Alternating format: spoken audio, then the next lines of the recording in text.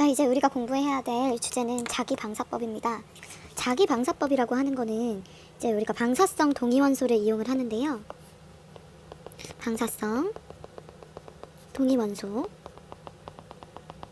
우리가 동위원소에 대해서는 아마 뭐 들어본 적이 있을 거예요. 같은 원소인데 질량이 다른 원소를 우리는 동위원소라고 얘기를 합니다. 보통 질량이 다른 이유는 양성자의 수는 정해져 있지만 중성자의 수가 많거나 적게 되면은 특히 많은 경우에 이렇게 동위원소라고 얘기를 해요. 그렇게 되면 그리고 그러한 동위원소 중에서 방사성을 띠고 있는 물질을 이제 방사성 동위원소라고 이야기를 하는데, 방사성 동위원소는 방사하는 물질을 내비치기 때문에 이 방사성 동위원소를 사용한 화합물 같은 경우에는 이런 방사능을 내비치기 때문에 방사능을 감지할 수 있는 그런 장치를 하게 되면 이 원소가 포함되어 있는 화합물의 위치라던가 아니면 이동 경로라던가 이런 것들을 알 수가 있어요. 따라서 우리가 자기방사법을 통해서 세포 내 물질의 위치라던가 이동 경로를 연구하는 데 사용을 합니다. 그래서 대표적인 예로요, 세포 내 단백질의 합성 그리고 이동 경로를 밝히는데 이러한 자기방사법이 사용이 됐어요. 지금 밑에 나와 있는 이 그림이 뭐냐면 바로 이 그림이 우리 핵 속에 있는 DNA로부터 그 DNA에 있는 정보를 가지고 단백질이 만들어져서 단백질이 이렇게 수송이 되어서 이제 분비까지 되는, 핵 속에 있는 정보를 토대로 단백질이 세포 밖으로 분비까지 되는 그런 과정을 나타내고 있거든요. 근데 실제로 단백질의 합성 과정은 먼저 핵 속에 있는 DNA에서 DNA의 정보를 RNA의 형태로 전사라는 과정이, 이제 복사를 하는 전사라는 과정이 일어납니다. 전사가 된 mRNA 같은 경우에는 핵공을 따라서, 여기가 지금 핵공이죠? 핵공을 따라서 쭉 나오게 되는데 핵이랑 연결되어 있는 이러한 소기관이 있어요. 이런 소기관을 우리가 뭐라고 얘기를 하냐면 소포체라고 얘기하는데, 이 소포체에는요, 이렇게 매끌매끌한 소포체와 거칠거칠한, 딱 봐도 이렇게 거칠거칠해 보이잖아요. 거칠거칠한 소포체가 있어요. 그래서 이 거칠거칠한 소포체를 뒤에 가서 배우긴 할 거예요. 거친면 소포체라고 얘기를 하는데, 얘네들이 거칠게 된 이유가 뭐냐, 바로 이러한 노란 색깔 덩어리 때문인데, 이게 바로 무엇이냐, 리보솜이라고 하는 거예요. 리보솜이라고 하는 거는 단백질 합성 장소예요. 그러니까 DNA로부터 받은 정보를 mRNA에 저장이 되어서 그 mRNA가 핵 밖으로, 핵공을 통해서 핵 밖으로 나오게 되면 그 정보를 타고 리보솜에서 단백질이 만들어지게 됩니다.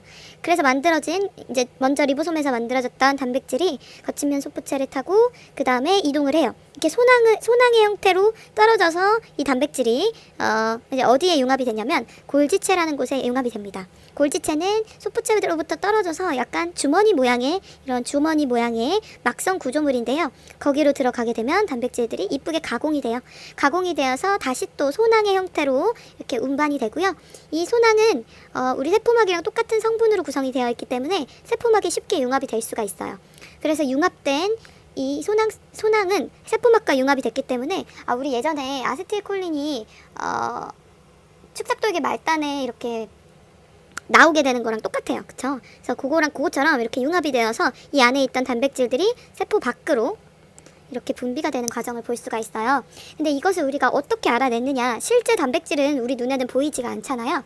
이것을 우리가 확인하기 위해서 이 단백질에 사용되는 그 원소를요, 동위원소를 하나를 처리를 했어요. 그래서 이 단백질 같은 경우에는 어떤 동위원소를 사용을 했냐면, 단백질의 우리가 구성 원소가 뭐라고 지난 시간에 얘기를 했었죠? CHONS 이렇게 있었잖아요. 그 중에서 단백질을 14C, 보통 탄소는 몇 번이죠? 그쵸, 12번 탄소라고 볼 수가 있는데 이거는 두 개가 더 무거워요. 그래서 14C, 얘는 하필이면 방사성을 띠는 그런 방사성 동위원소예요. 요걸로 표지된 아미노산을 처리를 해줍니다. 그 아미노산을 재료로 해서 단백질이 만들어질 테니까 요거를 사용을 하게 되면 이 14C의 방사성이 맨 처음에 어디에서 발견이 되느냐 봤더니요, 제일 처음에 어디서 발견되느냐, 바로 리보솜에서 제일 먼저 발견이 됐고요. 그 다음에 이 14C의 방사성이 그 다음으로 시간이 지나고 나서 관찰되는 위치를 봤더니 거친면 소포체, 그 다음에 시간이 지난 걸 봤더니 골지체, 마지막으로 세포 밖에서 이 방사성이 관측이 된 걸 알 수가 있었어요. 그래서 그러면 우리가 만들어낸 그 단백질이 맨 처음엔 어디서 만들어지고 리보솜에서 만들어지고 거친 면소포체, 골지체, 골지체를 따라서 세포 밖으로 이렇게 분비가 되는구나라는 이렇게 합성과 이동 경로를 우리가 알 수가 있었어요. 무엇을 통해서? 바로 자기 방사법이라는 것을 통해서. 뿐만 아니라요. 또 다른 예시로 많이 나오는 예시로요. 이제 DNA의 합성 장소를 우리가 알 수가 있는데요. 이번엔 삼중수소로 표지되었어요. 이 삼중수소도 역시 방사성을 띠는 방사성 동위 원소라고 생각하시면 돼요. 이 삼중수소로 표지된 티민 여러분 들어봤죠? 어디서 나오는 애였죠? 그쵸, 뉴클레오타이드에서 우리가 염기의 한 종류라고 볼 수가 있는데요. 이 뉴클레오타이드는 무엇의 기본 단위체였죠? 그렇죠. DNA와 RNA와 같은 핵산의 단위체였는데요. 이 티민은 특히 누구의 염기였냐면 DNA의 염기였다라고 생각을 할 수가 있죠. 그래서 이 티민을 세포 내에 주입을 했어요. 어떤 티민이냐면 아까 얘기했듯이 방사성 동위원소인 삼중수소로 표지된 티민, 그러니까 쉽게 말해서 이러한 방사성을 띠는 티민을 우리가 세포 내에다가 주입을 했어요. 그랬더니 얘가 시간이 흐르니까 어디에서 이 방사성이 관찰이 되느냐, 특히 세포 안쪽에 핵의 방사성이 집중된 걸 확인을 할 수가 있었어요. 왜 그럴까요? 왜 핵에서 이 티민이 관찰이 됐느냐 하면 바로 이 핵이 뭐 하는 장소냐면요. 이 핵이 바로 DNA를 합성하는 장소이기 때문이죠.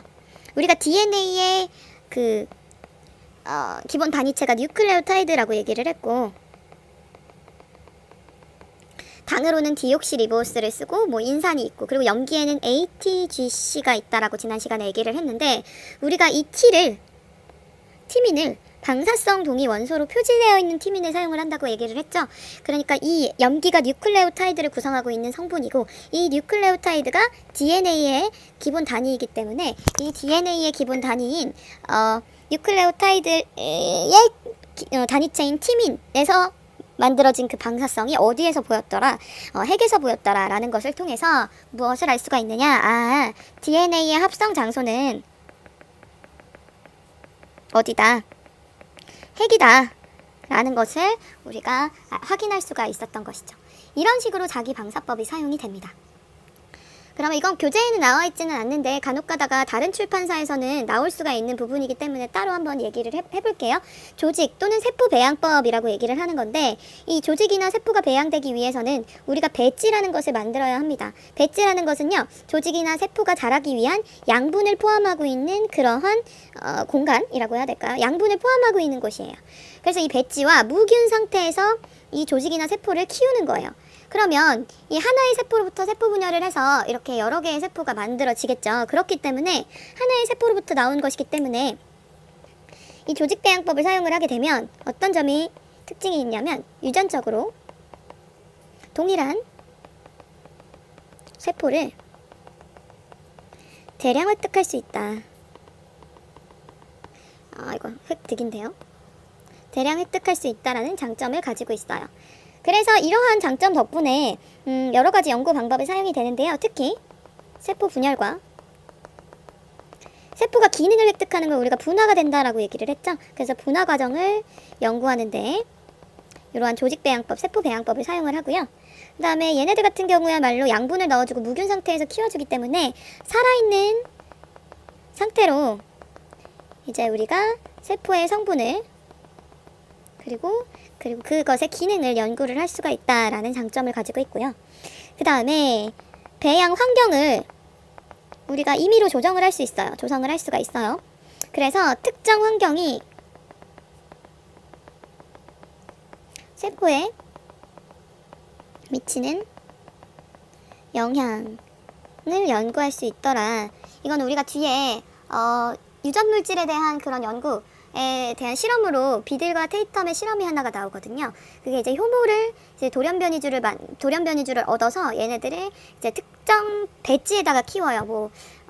채소 배지에서부터 어떤 영양소가 포함되어 있는 그런 배지에서 키우게 되는데, 돌연변이 주들마다 그 돌연변이를 가지고 있는 그 효모 개체들마다 자라는 양상이 달라지거든요. 특정 환경에 따라서 어떤 세포는 자랄 수도 있고 어떤 세포는 못 자라고 이런 것들을 연구하는 데 사용되는 게 바로 이러한 조직이나 세포 배양법이라고 볼 수가 있어요. 그래서 이 정도로 정리를 할 수가 있겠습니다. 그래서 우리가 지난 시간에는 현미경과 세포 분해법을 공부를 했고요. 오늘은 자기방사법과 조직 또는 세포 배양법에 대해서 이야기를 했어요. 이런 식으로 우리가 여러 가지 방식을 통해서 세포의 기능이라던가 구조를 연구를 하는데 사용이 된다고 합니다. 네.